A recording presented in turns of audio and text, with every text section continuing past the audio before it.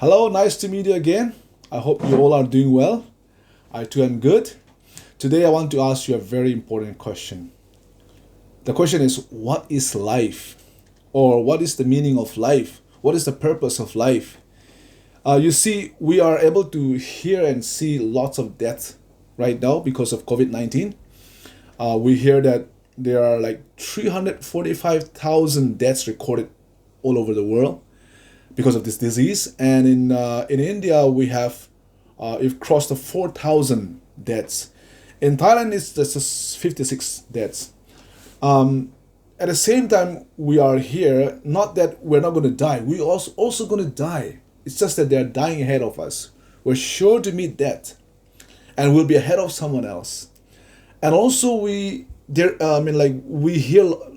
see births everywhere. Children are being born, more birth than deaths. So our life is here. We are living now. So birth, life, and death. Now that begs the question: what is all this about? Where are we going? Like, birth is there, life is there, and then death is there. See, this is a question that even children ask this question. Children ask, where do I come from? Or where do I go?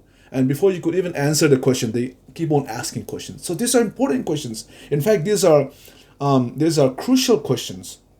You see, so but the problem is we don't seem to have time to even question properly. We don't have time to search the truth. Why am I here? For what reason? For what purpose? Why am I here on this earth? You see, we are so busy. We are so busy. We are so busy that we're even proud of it. Like, it's almost like a badge of honor. I'm so busy. I'm so busy. It's as though it's a great thing. You see, even during this lockdown, we're not supposed to do anything else. People don't go to school, colleges, offices, but still in the home, they don't have time to look for it. Right? They're so busy with the WhatsApp, Facebook, Instagram, Twitter, YouTube, So that's how we live. That's a problem. Another problem is that we live in a culture that sells happiness and advertises as something like if we have money. Our culture says if you have money, if you have position, if you have property, if you have things, vehicle, house, if you have fame, if you have status, if you have bank account, live in pleasure, live in good health, that's life. That's ultimate everything else. You see, those are just temporary things. These are just for now. You see, these are for now. I'm okay if you're coming from a materialistic world or naturalistic world. Okay? For them, it's just nothing. Just life is now and gone. But honestly, is that all? I just question myself, and let's question ourselves. If that is right, if life is all about now, then we're like trees, like woods, or a piece of stone, or like animals. Okay, we live and gone. But deep inside our heart, within us, human being, we wrestle, we struggle. We are trying to manage, for centuries been questioning what is this life about. And that's why we have religion. We question, where do I come from? Where do I go? Is this all about? We're trying to seek for truth. We're trying to see what is there.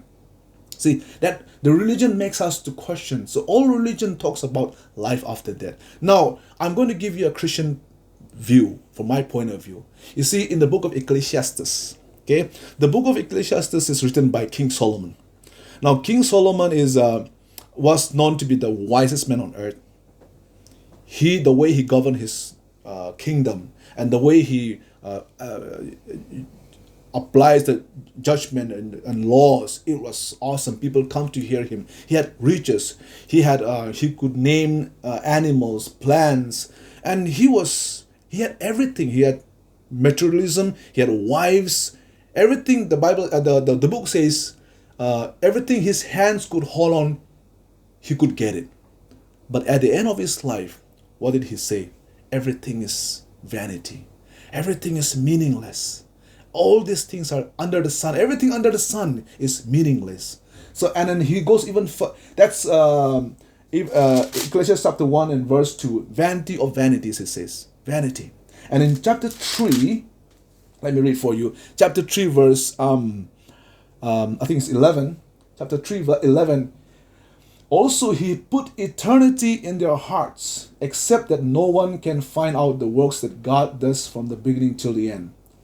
You see, also he has put eternity in their hearts. You see, God has put eternity in the heart of men.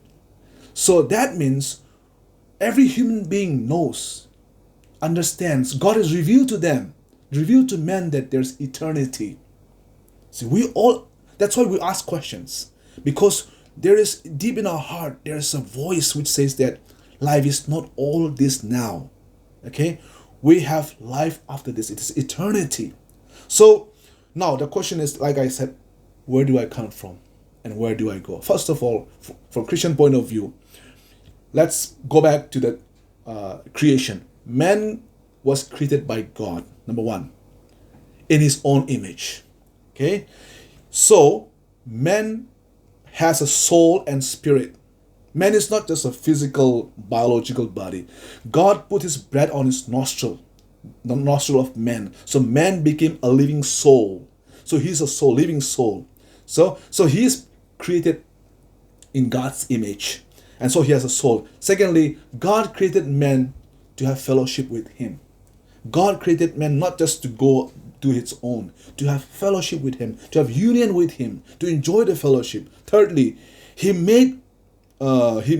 God made men to glorify him, for him. God made men for him. Let's see that in Romans chapter 11, verse 36. All right. For of him and through him and to him are all things. To him be glory forever. So, God made us for him, for his glory, right? For his glory alone. And the fourth point is that God created us to enjoy us.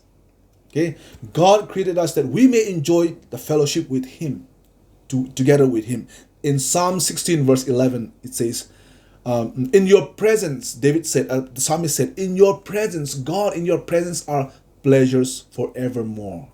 And in Revelation 21 verse 3 and 4 it says, God will be with them. God will be in heaven. God will be with us. God will be with human beings. So what the point is here, that we come from him. Okay? And we will have to go, we're going to him. That's the purpose. The meaning of life is that we come from him and we are to be with him. We're not here to be forever. So the things that we have now here never satisfy us. The thing I mentioned about the things of this world, the glamour, the prestige, the fame that never satisfies the soul.